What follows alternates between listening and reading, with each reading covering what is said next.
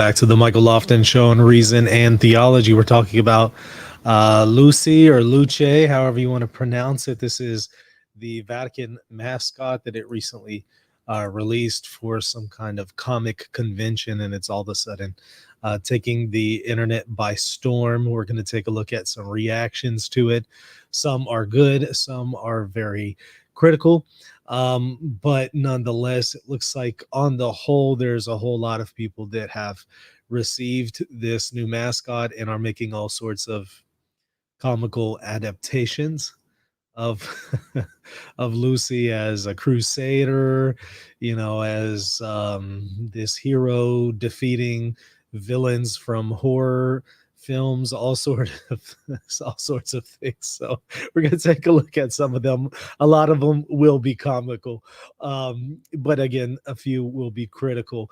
I have to be very blunt that I am surprised to see um, how widely it has been received in a positive way. I thought surely this would be something that most people would shoot down and be incredibly critical of, and some have, the usuals actually have been, but interestingly, a lot of people have received it and are enthusiastic about it. And again, I have to confess, I did not expect that from the internet. But hey, I guess the internet, people online can throw you a curveball every now and then.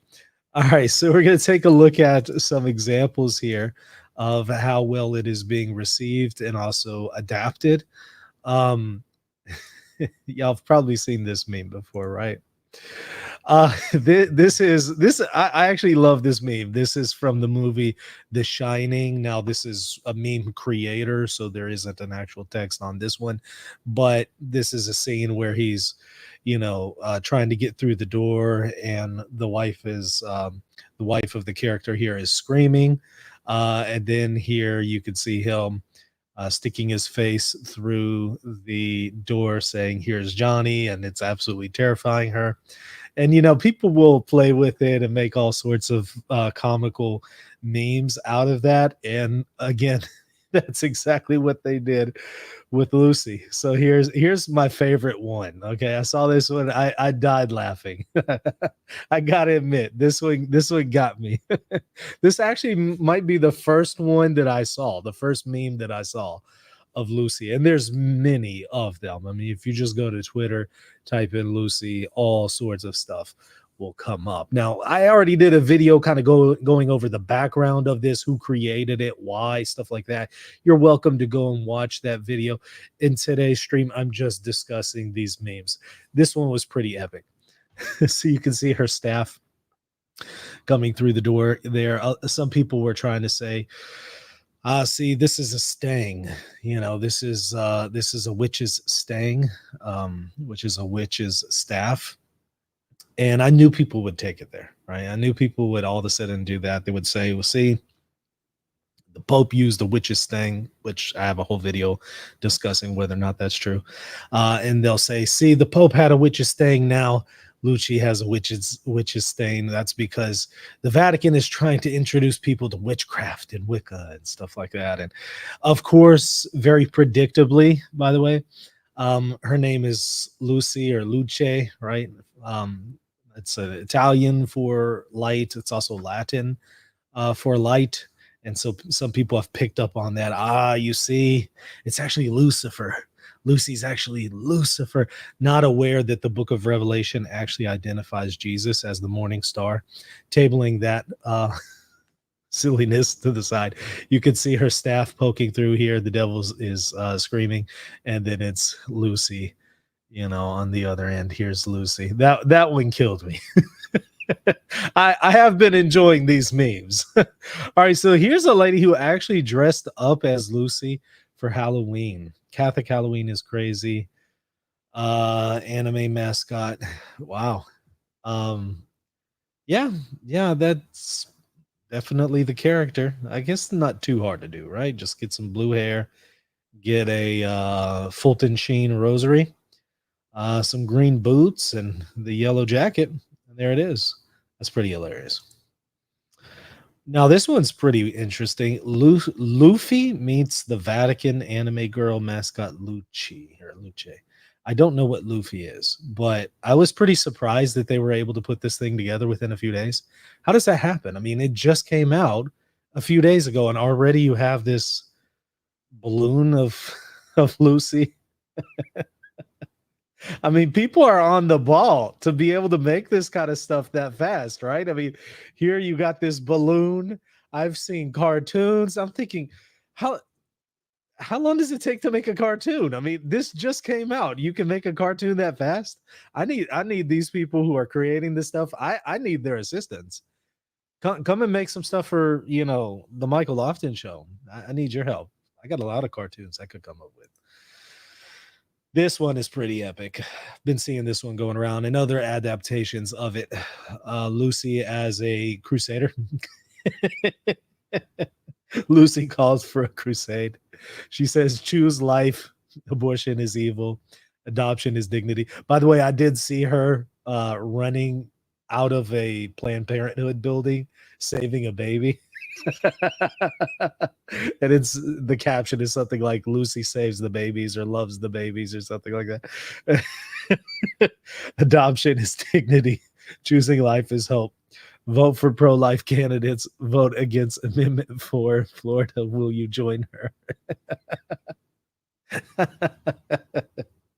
I love it. No, this one's pretty interesting. Let me actually see if I can enable audio because there is some audio to go along with this. People are creative. I can't believe they're able to make cartoons this fast. It just came out. Evidently, they can make cartoons pretty quickly these days. I absolve you of your sins. You have been forgiven. So evidently, Lucy now has the power to absolve people of her sins. I guess women priests is evidently a thing now.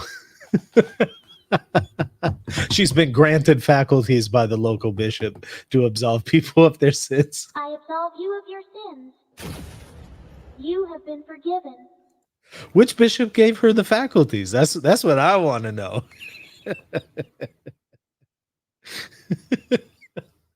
Okay, let's see. All right, this one's pretty wild. This isn't a meme. Evidently, this is a cryptocurrency based off of Lucy. Huh? How's that even possible? Evidently, there's like 50 million in it already. This is pretty wild. Unique cryptocurrency with cultural ties to Vatican mascot. Ooh. That is going to create so many conspiracy theories. Vatican cryptocurrency. Get ready. Get ready. You're going to hear something about that. This one was pretty epic because it's based on the movie It. You know how Georgie is at the drain and his boat, paper boat, goes down the drain and It is on the other end. And he says, come and get your boat or whatever. And then he kills Georgie.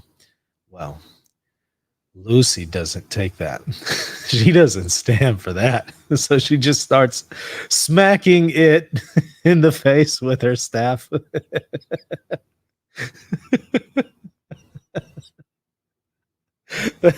I love that one. I've seen a few Lucy It memes. So evidently that's a thing. Rome Holy Grail War. So this one has Pope Francis with the hip hop jacket on and Lucy over there with her staff, or as some of the conspiracy theorists are saying, a stang. And I guess they're fighting off heretics. I don't know. This one is Father Matthew P. Schneider, who says, I like Lucy, the mascot, for the whole year 2025. The images seem like a good Christian adaptation of modern culture or enculturation. Now look at that. I just got to say, this whole bit about enculturation, just a few moments ago, like maybe just a few weeks ago, was considered to be the worst thing ever in any kind of discussions about the Pajamama deal. But all of a sudden, it seems enculturation is making a comeback, evidently. So I thought that was curious. Um, huh. Okay. That one's interesting. This one is from a non Catholic. I'm not even Catholic, but I like Lucy. Evidently, there's a lot of these going on. Now, some are trying to claim Lucy for themselves, some non Catholics. This is an Eastern Orthodox who says, I'm sorry to all the Catholic Lucy fans, but she just called, she became Orthodox. So she swam the Bosphorus, and now she is, is she is she in union with Constantinople or Russia? I don't know. These look like Russian churches, so perhaps she went to Russian Orthodoxy, and she's not in communion with Constantinople. I don't know. We have to ask Lucy which Eastern Orthodox church she's in communion with. Let's see here. Well, some Lutherans are also claiming Lucy converted to their own community. Lucy is now a Lutheran or a Lutheran. Evidently, they changed the colors and gave some different meanings to them. The black cross reminds that we are saved from sin because Jesus died on the cross. The red heart reminds us we live because Jesus shed his blood for us. The white rose reminds us that our faith gives us joy, comfort, and peace.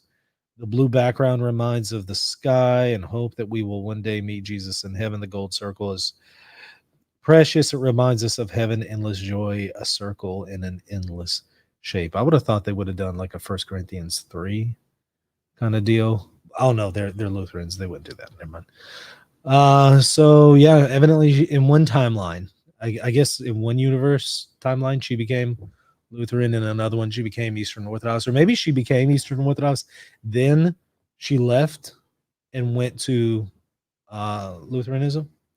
But evidently she also converted to Anglicanism.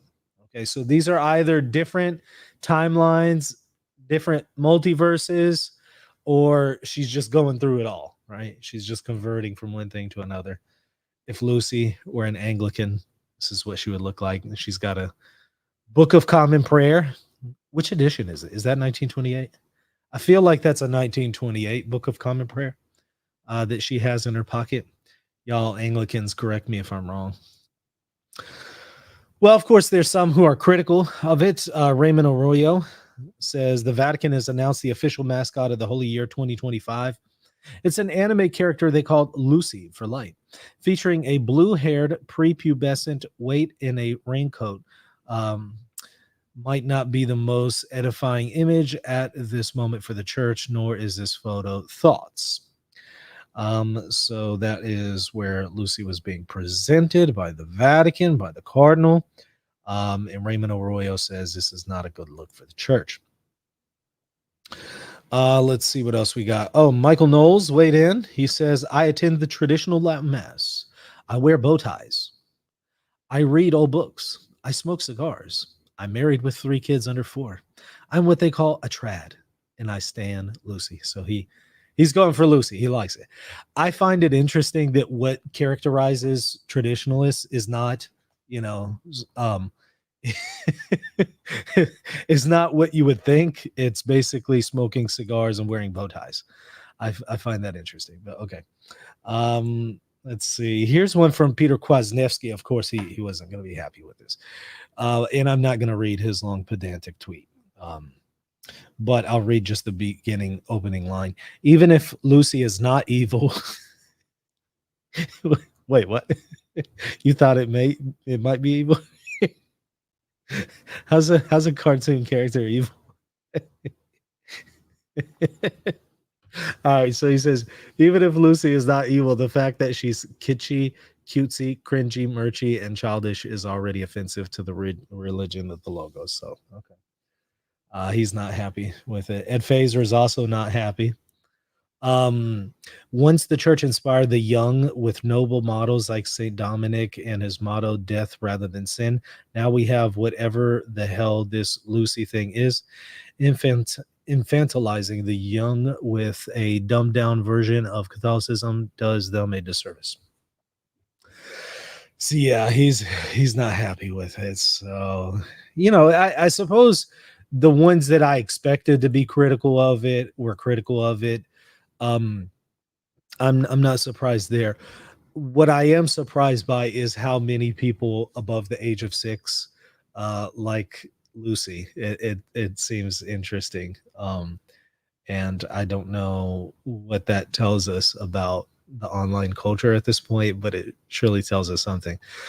So I wanted to cover that because I found it pretty entertaining. Again, if you just go to Twitter, or now called X, and you just type in Lucy, all sorts of memes will come up. I've just been seeing them endlessly. Twitter, Facebook, you name it. It's everywhere. And cartoons, like full-blown cartoons. How do people do that? I thought it would have taken forever to make a cartoon. Evidently not. I need those people on board here with Reason and Theology. Help me out. Help me make a theology cartoon. I would love that. It'd be awesome. If you can do that and you can do it pro bono, please let me know. Reasonandtheology@gmail.com. Ramses says we need an R&T anime mascot. Let's do it. Let's do it. Let's do it. You know what? I agree. I agree. A Reason and Theology anime mascot, make it happen. Any of y'all who can do it, submit it to me. I am now officially requesting R&T anime mascots. Send it to me, reasonandtheology@gmail.com. I'll take a look at it, and maybe like the top 10 or something that people send me, I'll do a stream posting those. How's that? I think that would be pretty fun, right? Yeah, an anime Michael Lofton in Crusader armor, that would be great. Michael Lofton is a chibi figure. I don't know what chibi is, but it sounds funny. Uh By the way, on a different note, I got an idea for y'all that I think you're going to enjoy. Here's what I want y'all to do. I am going to give y'all a phone number, and what I want y'all to do is call it, leave a voicemail with any theological question you would like for me to answer. And what I'll do is, within a day or so, I'll go through the voicemails and the really, good questions. I'll come back, play the voicemail on the stream. So include your name if you want to. Don't include your name if you don't want to, but I'll include the voicemail on the stream, and then I'll answer your theology question. Let me get the number for you here. It's a new number here, so let me get it. Let's see. Okay. All right. It is 318 232 2897. In fact, let me pull that up on the screen for you. Let me create a little deal here to put it up there so you can get it. 318 232 2897. Call it whenever you want. Let me add this here. Call and leave a voicemail with your theological question. There. So call 318 232 2897. Leave me a voicemail with any theology questions that you want, and go through them. I'll come back with a follow-up stream and answer your theology questions. And I think we could do that periodically. I think that would be pretty fun. So, in addition to the other weekly videos that I'm going to be doing, quizzing y'all on the catechism, on the Bible, on church history, on the liturgy, church fathers, ecumenical councils, stuff like that. I'll probably also do a weekly show going over your voicemails if there's enough interest for it. So I know some people like the AMA Ask Me Anything kind of stream. So here's a great opportunity for you to do that. So yeah, go ahead and send that to me as soon as you want. You can call it at any time. So don't worry about particular times. Patrick says, is Lucy infallible? I don't know, because here's the complicated part. Okay. Here's the complicated part. Evidently, she's been granted faculties to absolve people in the confessional, as we saw in that one video. First of all, I want to know which bishop granted her those faculties to absolve sins, because that is tied to the local ordinary. So which local ordinary did that? And then number two, evidently ordinatio sacerdotalis has been thrown out the window. Um, and women's ordination, according to this video, is evidently possible because she's granting people absolution from sins, despite the fact that Ordinatio Sacerdotalis by JP2 says that women, it's impossible for the church to ordain women. So given that we're now evidently living in a timeline where she has the ability to absolve sins, now we have to consider the question, is she infallible? I suppose in the very timeline or parallel universe or multiverse where she is able to absolve sins, it is possible, therefore, for her to exercise the keys of the kingdom in a definitive way. So if we're in that multiverse timeline deal, I suppose it is possible. Here's one for you. Can Lucy be a cardinal? There's a question for you. Can Lucy be a cardinal? That's what I want to know. I'm surprised I haven't seen any memes of Lucy as a cardinal. We've had lay cardinals before, right? I mean, if we've had lay cardinals before, Lucy could be a cardinal and she could choose the next pope. She can't be the pope, but she could choose the next pope. It's possible. Plot twist, it's just the reverse of the plot of Conclave, and she's a dude. That is funny. Jimmy J says, do we know it's a girl? Well, I thought, but I don't know these days where anything evidently goes. I don't know. Maybe you're right to put that in question.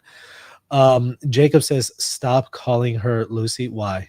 Do I have to call her Luce to make you happy?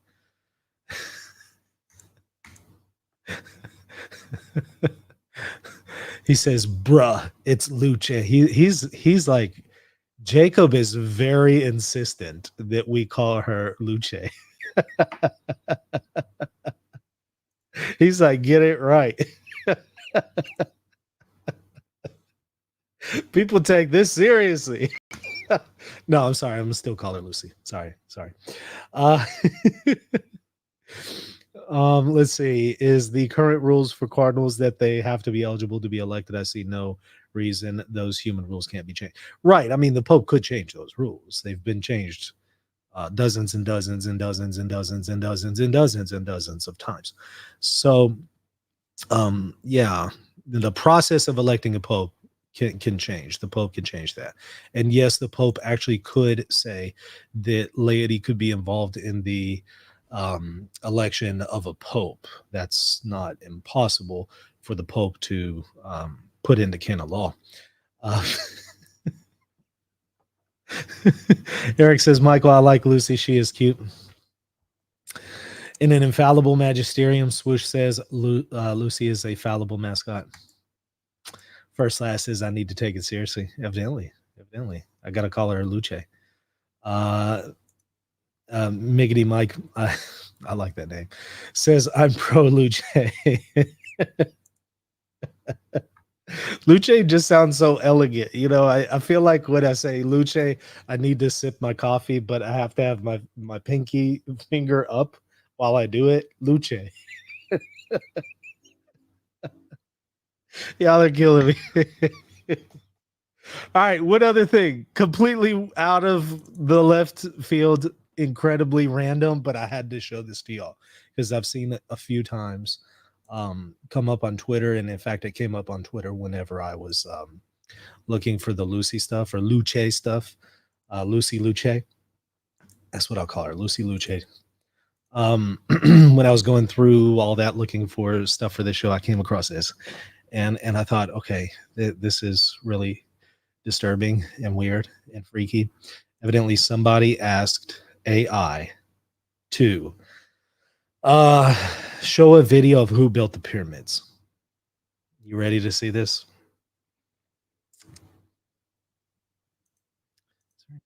Maximize my screen. Hold on.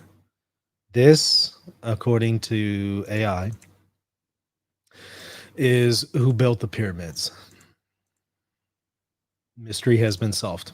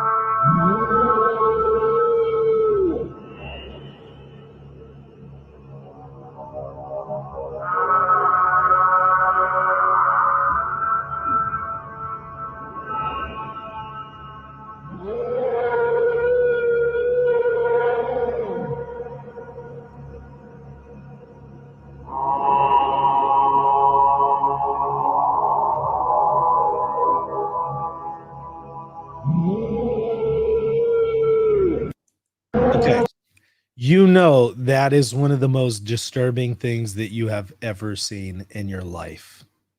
Don't lie. That is creepy. And it's really disturbing that that is what AI offered as a video of who made the pyramid. But it poses a theological question. Okay. First of all, I don't believe in aliens. But let's just say that there are, aliens out there, right?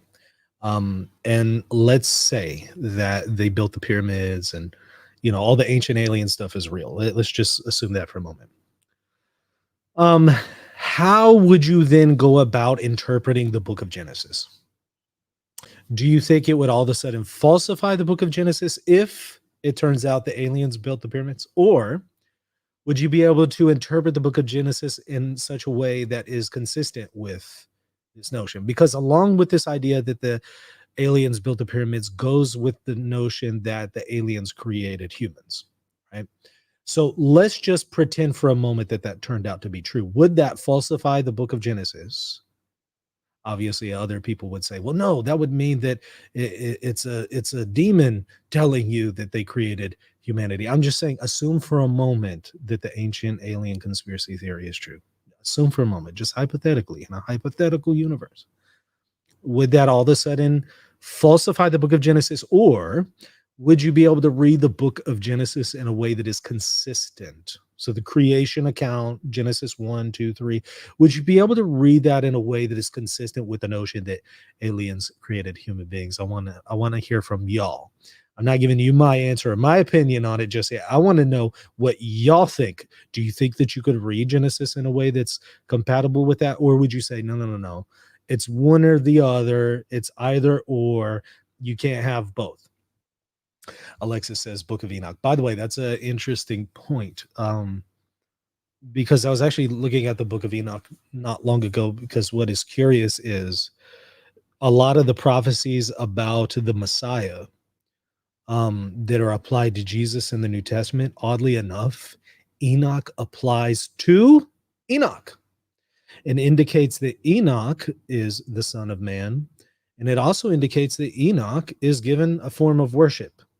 So oddly enough, some of the texts that are used by the New Testament to say that Jesus is the Son of Man and is the Messiah, curiously, Enoch applies them to Enoch.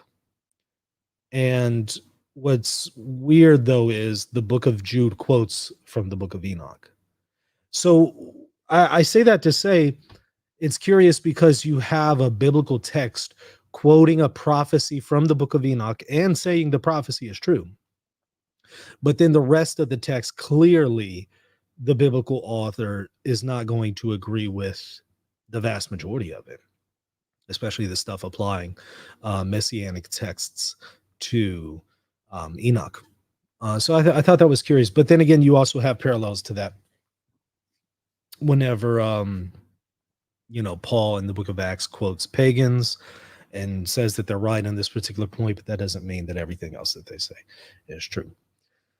But yeah, all right. How did we get onto that? I think somebody mentioned Enoch in the chat. Is that what happened? There was something else in the chat I wanted to grab. Okay, he says it's Luce, not Lucy. I can test that. I could test that. If I were in Italy, I would say it's Luce, but I'm in America, so it's Lucy in America. But he says it's Luce, like it's Chalcedon, not Chalcedon or Chalcedon, right? I've had people correct me and say it's Chalcedon or Chalcedon. No, it's not. It's Chalcedon. Look it up. Look it up. If you look it up in the dictionary, it'll show you how to pronounce it. It is Chalcedon. Regardless of where you're at, it's Chalcedon. Whether you're in Italy or in America. Knight says, bro, have Lucy Mascot on your live stream next month. How can we make that happen? Can we get an anime version of her to offer a interview on Reason and Theology, and I can ask her some theological questions? Michael confirmed to pronounce Guadalupe as Guadalupe. Oh, that's hilarious. Never underestimate the power of God and anime. I'm saying that evidently it's anime is really a popular thing. I mean, I already knew it was popular in some circles, but I guess I didn't realize how many people liked anime. I don't watch anime, so I don't live in that world. All right. So, hey, everybody, send me your voicemails. Again, 318-232-2897, and put in your theological questions in that voicemail. If you want your name on the air, then put that in the voicemail. If you don't, then don't put that in the voicemail. Leave the voicemail and ask your theological question, and I'll do my best to do a stream answering them. So go ahead and send those. Again, the number is 318-232-2897. All right. Well, I will see y'all tomorrow where we will go over our next catechesis quiz. This time on the Bible. How well do you know the Bible? And what I'll do is I will give you some questions from Scripture, and you will answer in the live chat the answer to see how well y'all know Scripture. All right. See y'all tomorrow. God bless.